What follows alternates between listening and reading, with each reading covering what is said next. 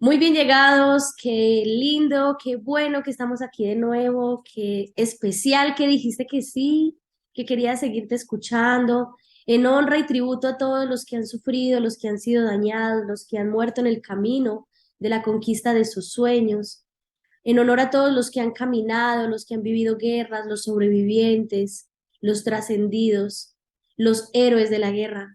Nosotros estamos aquí honrando la historia, la nuestra, la que nos correspondió, la historia de nuestros abuelos, de nuestros ancestros, de nuestros campesinos, agradeciendo la vida, agradeciendo que ellos hicieron tanto para que yo esté aquí ahora, conectado y conectada contigo. Agradezcamos entonces a papá y a mamá por darnos la vida.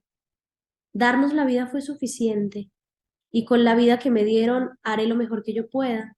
Aprenderé a ser honorable con la vida que me dieron, independientemente de lo que ellos o ellas dejaron de hacer. Yo me seguiré ocupando de mí y de la vida que me corresponde administrar. Gracias, gracias, gracias por darnos la vida. Gracias a todo el sistema por decir que sí y a todos nuestros ancestros por recibirnos, aun cuando éramos el nuevo, el que venía llegando, con todo su amor y su cobijo, con el alimento, con el hogar que lograron darnos, con la casita donde nacimos, donde crecimos, el lugar donde nos vieron correr. Era lo que había. Gracias, gracias, gracias por eso, porque eso se convirtió en nuestro mundo, en lo más grande.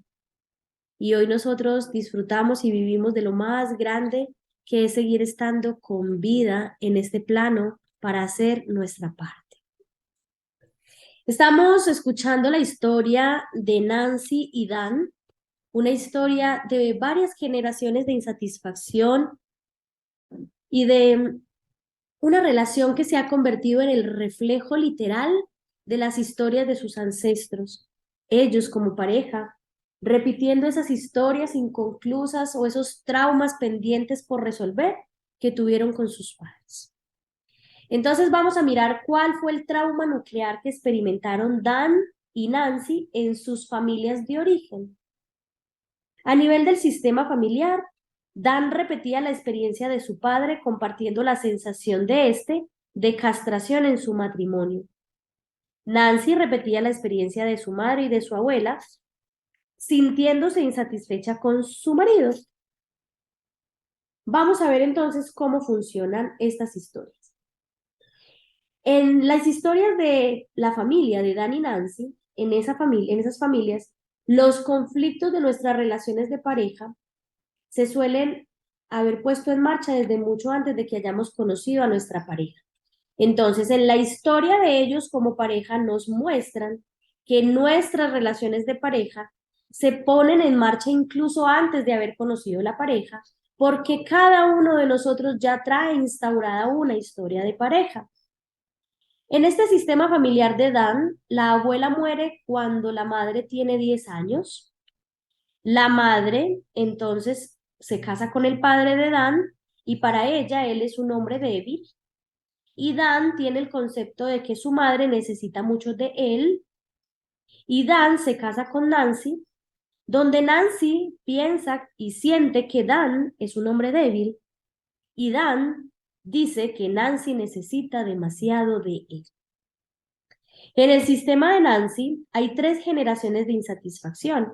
El abuelo era un alcohólico y un inútil según el concepto de la abuela, y la abuela era una mujer insatisfecha. La madre y el padre de Nancy tenían el siguiente concepto. El padre decía que la madre de Nancy era una insatisfecha y la madre decía que el padre de Nancy no era lo bastante bueno. A su vez, Nancy tiene el concepto de Dan que él no le da lo suficiente.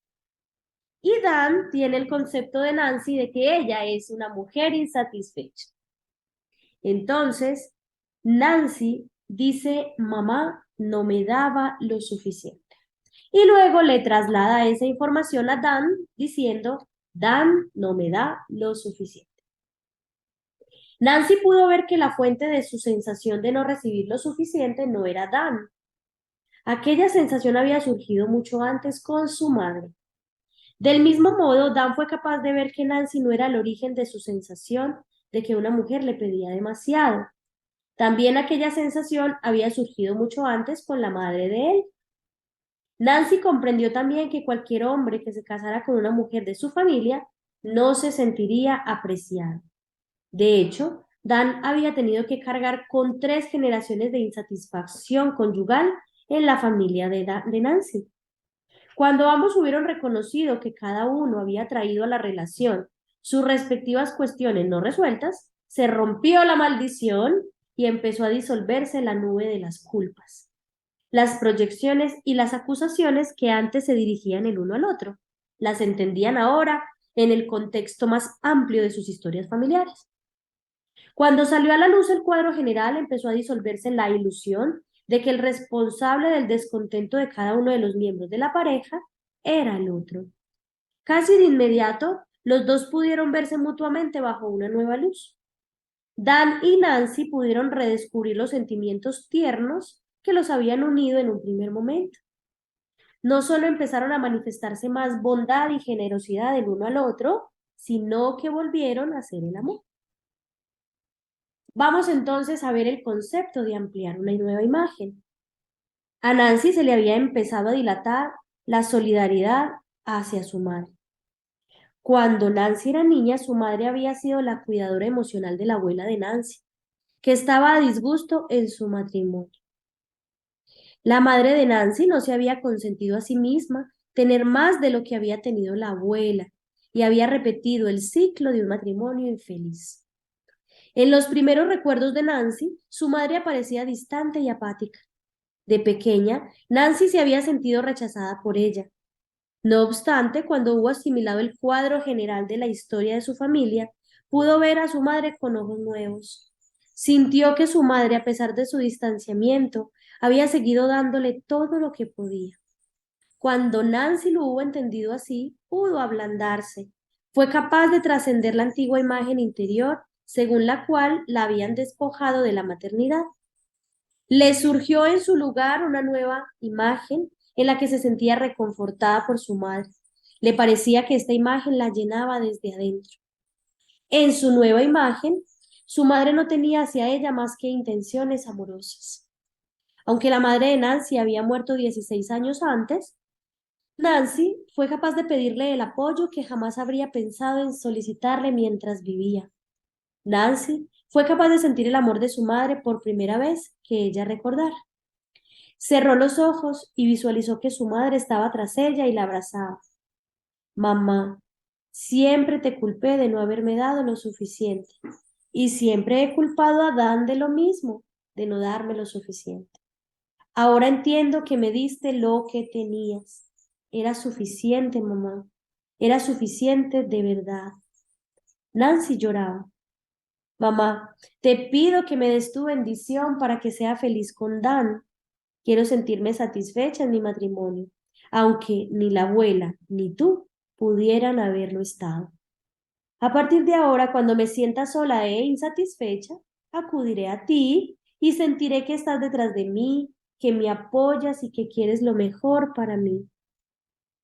Nancy puso una foto de su madre junto a su cama y durante varias semanas se imaginó que su madre la abrazaba por las noches mientras ella se quedaba dormida. Ok. Esas son las imágenes sanadoras que habíamos hablado en los rituales que tú puedes ofrecerte para ti, para que haya esa conexión genuina con tu madre. Se imaginaba a sí misma acunada en los brazos de su madre y recibiendo todo el amor que necesitaba. Nancy ya era capaz de recibir lo que no había podido asimilar cuando era niña. Ahora, envuelta en el amor de su madre, podría entregarse a Dan de una manera completamente nueva. Dan también visualizó una conversación con su difunta madre. Mamá, cuando yo era pequeño creía que tenía que cuidar de ti. Aquello me produjo resentimientos. Sin que nos diésemos cuenta, ni tú ni yo estaba intentando compensarte por la pérdida de tu madre cuando eras niña. Era demasiado para mí. No es de extrañar que ahora sienta que nunca doy bastante de mí. Ningún niño habría podido compensar una pérdida como aquella. Dan sintió en su imagen interior que su madre se distanciaba de él para otorgarle algo más de espacio, que es el ejercicio de los límites. Dan expiró e inspiró muy hondo, como si los pulmones se le hubieran dilatado hasta el doble de su tamaño. Como no estaba acostumbrado a tener tanto aliento en el cuerpo, se mareó al principio. Después, se sintió cargado de energía. Siguió diciendo, mamá, suelo sentir que Nancy me pide demasiado. Te ruego que me ayudes a ver a Nancy tal como es, sin miedo a desaparecer o a no poder darle lo suficiente cuando ella me necesita. En su propósito de proseguir con su curación, Dan se puso en contacto con su padre que todavía vivía. Dan le dijo que lamentaba haber estado distante con él. Invitó a su padre a comer juntos y le dijo que quería reanudar la intimidad con él. Durante la comida le dio las gracias por haber sido un buen padre. El padre se quedó tan conmovido que le faltaban las palabras. Dijo a Dan que había estado esperando mucho tiempo a que pudieran mantener aquella conversación. Dan sintió ese amor que siempre había estado allí. Por fin estaba preparado para recibirlo. Así que aún podemos decirle a papá y a mamá, gracias por darme la vida. Así no tengamos ese adjetivo de fuiste bueno o no tan bueno. Es gracias por darme la vida. Cuando miro a papá y le digo a mi padre biológico, gracias por darme la vida, papá no supo qué hacer con eso. Y es la frase más transformadora que puedes usar con tus papás, vivos o trascendidos.